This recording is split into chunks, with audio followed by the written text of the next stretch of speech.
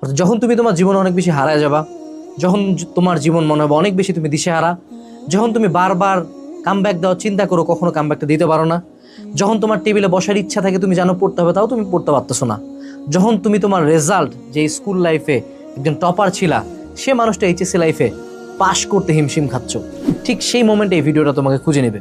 এবং এই ভিডিওটা সিম্পলি একটা সাইন যে তুমি তোমার লাইফে রাইট ট্র্যাকে নাই। এই ভিডিওটা এই পর্যন্ত যদি দেখে থাকো, এটার মানে শিওর যে তুমি আশা করতেছো এই ভিডিওতে তোমাকে একটা সলিউশন দেওয়া হবে। হয়তো বা তুমি রাইট, কিন্তু সলিউশনটা তুমি যেরকম ভাবতেছো ওভাবে দিব না। সলিউশনটার জন্য অ্যাকচুয়ালি আমি জাস্ট তোমাকে পথ দেখাবো। এই অন্ধকারের মধ্যে যেমন পথ দেখাচ্ছে আমাকে সেই আলোটা, এখন যদি লাইটটা অফ হয়ে যায়, আমি যেমন অন্ধকারে চলে যাব, ঠিক তেমনই আমি সিম্পলি তোমার জন্য রাস্তার মধ্যে একটা লাইট মারতে পারি। সেই রাস্তা ধরে আগানোর দায়িত্ব তোমার। প্রথমে কিছু কোশ্চেন করি। এখন 2026 সালের মার্চ মাস চলে, প্রথম 2 মাস চলে গেল, অর্থাৎ প্রায় 60 দিন। এই 60 দিনে তুমি আমার ভাই বা আমার বোন, সত্য কথা বলো, কতটুকু পড়ছো? রমজান মাস, মিথ্যা কথা বলিও না। কতটুকু পড়ছো? কয়টা চ্যাপ্টার পড়লা? ডেইলি অ্যাভারেজ স্টাডি টাইম তোমার কতক্ষণ ছিল? মেজরিটি অফ দ্য কেসে that was less than 5 hours. Second একটা কোশ্চেন করি, তোমার ফোনের অ্যাভারেজ স্ক্রিন টাইম কতক্ষণ ছিল? মেজরিটি অফ দ্য কেসে that was near to 10 hour বা 10 আওয়ার প্লাস। সো আমাকে এই সিম্পল 2টা কোশ্চেনের উপর ভিত্তি করে একটা সত্য কথা বলো তো, আর ইউ ইভেন ট্রাইং? তুমি কি আসলে ট্রাই করতেছো? আসলে পড়াশোনা করতেছো? এই যে 26 সালের প্রথম 2 মাস গেল, তোমার মনে হয় কি 6 মাস যেতে কত খুব বেশি টাইম লাগবে? 6 মাস কিন্তু 6 মাসের মতো টাইমেই যাবে। 2020 সাল থেকে অলরেডি 6 বছর হয়ে গেছে, এবং 2050 সাল আসতে 26 বছর না, মাত্র 24 বছর বাকি আছে। সেই 2000 সাল ছিল 26 বছর আগে। মানে এখন my question is to you, তুমি কি কামব্যাক আসলে দিতে চাও? বিকজ এরকম ভিডিও তো অনেকগুলো দেখছো। সত্য কথা বলো তো, অনলাইনে কতটা কোর্সে তুমি ভর্তি আছো? কয়টা কোর্স কিনছো এখন পর্যন্ত?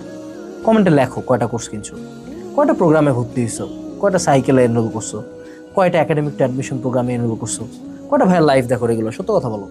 কয়টা চ্যানেলে সাবস্ক্রাইব করা তোমার, বলো দেখি। এখন পর্যন্ত কয়টা প্লে লিস্ট করছো, কয়টা বই কিনছো, কয়টা কোচিংয়ে যাও? অনেকগুলোই তো করো। গত 6 মাস ধরে কি লাইফ চেঞ্জ হয়েছে তোমার? সত্য কথা বলো তো, লেটস বি অনেস্ট। গত 6 মাসে তুমি যা যা করছো, 6 মাস পরে 26 সালও প্রায় চলমান, এবং দেখতে দেখতে 26 সাল এরকম করে চলে যাবে। কি চেঞ্জ হবে? কেন তোমার মনে হয় যে তুমি প্রতিবার একটা সেম রাস্তা ধরে দৌড়াবা, সেম রাস্তা ধরে আগাবা এবং ডিফারেন্ট রেজাল্ট আসবে? Why do you think that? কেন মনে হয়? কেন মনে হয় তুমি প্রতিবার সেম কাজ করবো আবার রেজাল্টটা ডিফারেন্ট আসবে? তুমি সেম টিচারের কাছে পড়ো, সেম ফোন চালাও, সেম কোর্স করতেছো, সেম ভাবেই পড়তেছো, বাট এবার ডিফারেন্ট হবে just because you are just motivated, একটু মোটিভেটেড তাই। এভাবে আর কতদিন বলো দেখি? আর কতদিন এমনি যাবে? একটু তোমার রুমটার দিকে তাকাও দেখি, তোমার বাপ মায়ের দিকে তাকাও। তোমার মা এখন রান্নাঘরে কাজ করতেছে, যায় তার রান্নাঘরটা একটু দেখে আসো তো। তোমার বাপের রুমটাতে যাও, তার কাপড়গুলা দেখো, তার ফোনটা দেখো, তার জুতাটা দেখো। এবার তোমার দিকে তাকাও, কি করতেছো তুমি লাইফের সাথে বলো দেখি? একটু ভাবো না। আমিও তো আসলে চিন্তা করতেছি, আমিও চিন্তিত। আমি অ্যাকচুয়ালি তোমাকে অনেক বেশি চিন্তিত। অ্যাট দিস পয়েন্ট আমি ভয় পাচ্ছি। বাংলাদেশ কিন্তু খুবই কম্পিটিটিভ একটা জায়গা। মাত্র 2% 5% মানুষজন চান্স পায়, মাত্র 10% মানুষজন পাশ করে জিপিএ 5 পায়, ভালো করে লাইফে। তুমি কি সেই পার্সেন্টেজে পড়বা? তুমি যেভাবে চলতেছে এভাবে কি পারবো বা? এবার আসে আরেকটা বড় কোশ্চেন, যে অনলাইনকে তুমি তোমার পড়াশোনা, তোমার কামব্যাকের উৎস হিসেবে ধরছো, সে অনলাইনে কি তোমার অ্যাডিকশনের মূল কারণ নাকি? কালকে কয়টা লাইভ করছো?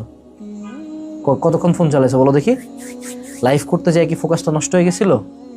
খেলা হয় যে ভাইয়ার একটা পিডিএফ দেখতে গেছিলাম, হঠাৎ করে ইউটিউবে ঢুকে গেলাম, 4 ঘন্টা পরে বেরোছি। খেলা হয়? কয়টা অনলাইন ক্লাস জমায় রাখছো বলো দেখি? প্রথম 2-4টা ক্লাস করছো, তারপর তো সবগুলো বাকি, রাইট? কি মনে হয় এমনি চললে হবে? কয়দিন ধরে কোচিং যাও না বলো? নাকি কোচিং প্রতিদিন যাচ্ছ কিন্তু বাড়িতে আসে পড়া এনার্জি নেই, ঘুমায় যাও? সত্য কথা বলো তো, যে 1 মাস আগে যা পড়ছিল একটাও খেয়াল আছে? আরেকটা কোশ্চেন করি, তুমি যেমন চলতেছো তোমার কি সিলেবাস শেষ হবে? হবে না, এটা তুমিও জানো, আমার চেয়ে অনেক ভালো মতো তুমি জানো। তুমি খুব বাজে রকম ভাবে ভাসা গেছো, তোমার fucked, and you know that. সবচেয়ে মজার কথা, তুমি এটা নিয়ে কখনো চিন্তাই করো না। চিন্তা করতে ধরলে তোমার ভয় লাগে, সেই ভয় দূর করার জন্য কি করো তুমি জানো? আবার ফোনটা চালাও। লাগছে না খাপে খাপ? আসলে মানুষের ভুল রিয়েলাইজ করা খুব জরুরি। আমি যদি কাদার মধ্যে পড়ে উঠতে চাই, আমাকে বুঝতে আমি কাদার মধ্যে পড়ছি। So realize you are fucked. But the good thing is you know you are fucked. তুমি জানো এখন তুমি ফাঁদে পড়ছো।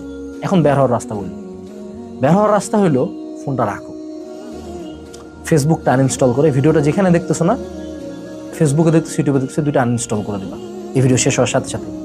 বাট একটা কথা বলি, আমি চাই না তুমি ফেসবুকে আসো, আমি এটাও চাই না তুমি আমার ভিডিও আর কোনোদিন দেখো।